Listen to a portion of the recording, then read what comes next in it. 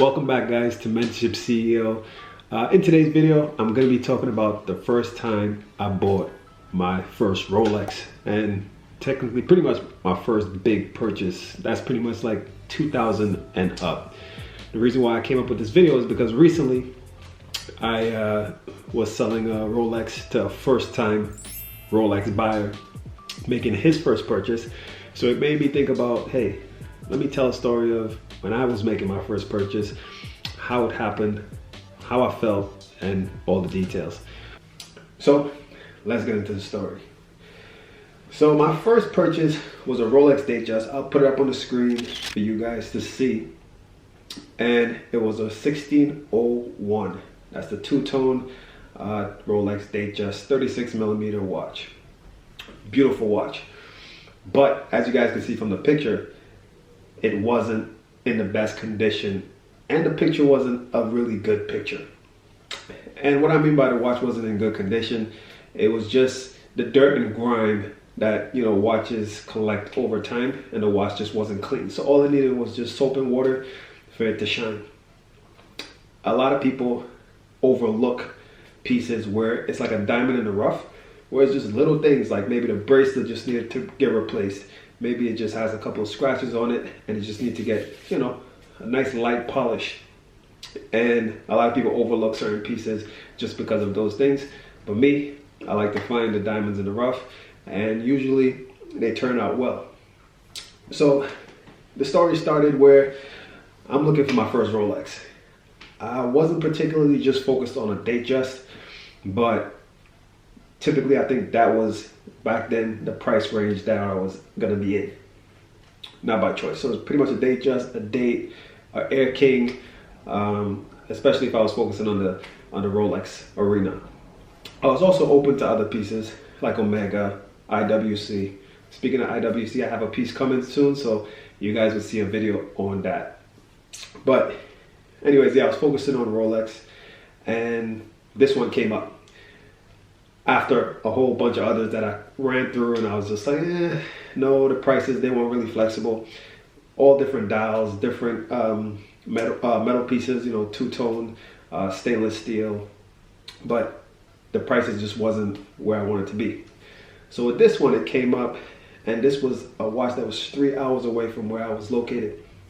So I was trying to factor in the risk of driving there for three hours, the watch not being what I want it to be, you know, when there's prices of other Datejust watches that was close by, and it was just maybe a couple $100 more, and I was going through that dilemma.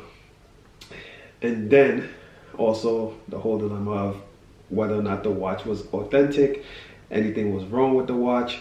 And the reason why I came up with all these thoughts was, I was like, man, this is what probably any new buyer for an expensive watch goes through. So, excuse me.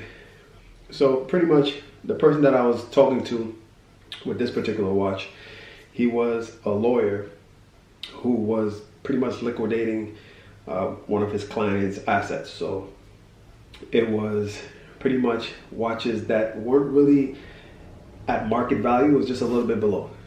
So that was like a plus for me. And I was hoping that he would have been somewhat negotiable. So I spoke to him a couple of times, seemed like a nice guy. So I told myself, all right, I'll make the trip. Drove all the way up there. On the way there, I'm nervous, you know. You get that, like, you know, feeling in your stomach of like excitement / nervousness. And when I got there, I saw the watch. Just based off the pictures, my expectations wasn't gonna be like, you know, too crazy. But at the same time, I kind of overlooked some of the flaws within the picture. So when I saw it in person, it was better than the picture. It was better than I expected.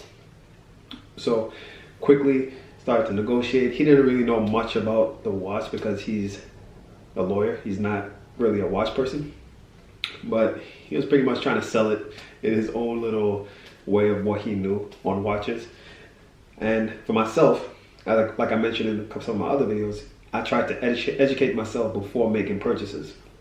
So I had some knowledge, and I was taking a risk because all I was doing and using was the eyeball check, just looking at the watch, not really inspecting the watch, like opening the case back, removing the bracelet, anything of that nature. All I was doing was looking at the watch based on the case, the dial, and determining whether or not the watch was authentic. So I started negotiating with the guy, and I think he knocked off maybe $200-300 off the price because we had a good conversation on the phone before I got there, and then when I got there we actually spoke and talked, and the energy was right. So he was like, all right, I'll let it go for this price, and I was excited. But after the purchase, while I was driving back home, you know, not buyer's remorse, but the whole idea that I mentioned before of not knowing what's on the inside of this watch. I don't know what the movement looked like. We had water damage. It was a movement that was replaced. It was this, that, and the third. All these things started going through my head. And that night I didn't really sleep much. Coming to think about it, I didn't really sleep much that night because I was like thinking the next morning, as soon as I wake up, go to the jeweler and have him open the case back for me. And that's just what I did. Had the case back open, looked at it, time to make this watch look good.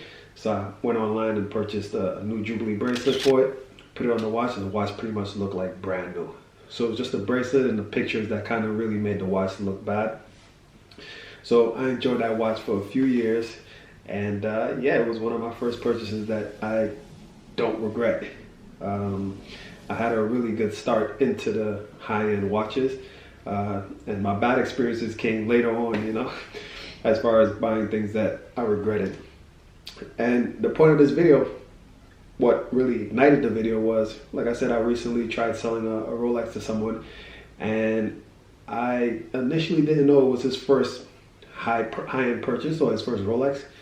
But I was everybody that I try to negotiate anything with or selling anything to, whether it's watches or cars or any item, I try to be transparent and make the person feel at ease, especially with watches, because a lot of people have bad experiences or hear of bad experiences with people buying watches from private owners and buying fakes and things that just wasn't what they wanted. So yeah, he reached out to me, started asking the questions, what's the year of the watch, all these detailed questions. And I'm like, yeah, answered all the questions, let's meet up. So we met up, looking at the watch.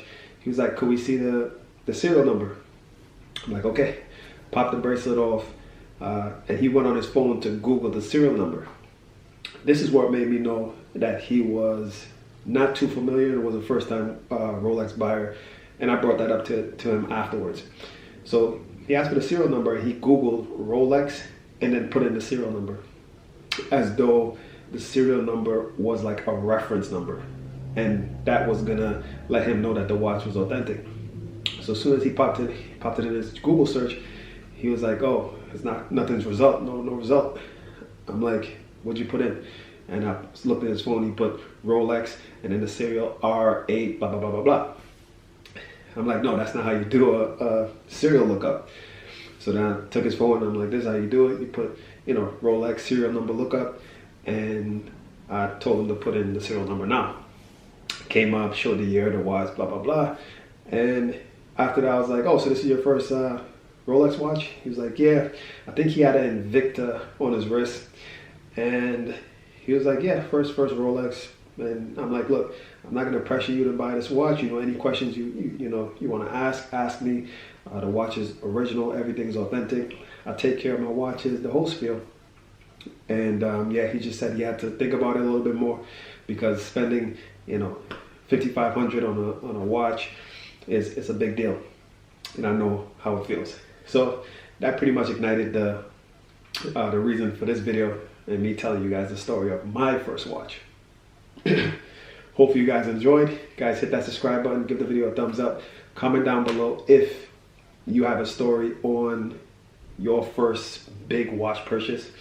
And if you don't really want to tell the story in a comment, you could just tell me which watch it was that was your first big purchase. So yeah, guys, thanks for watching. Follow me on Instagram, mentorship.ceo, and stay tuned for the next video.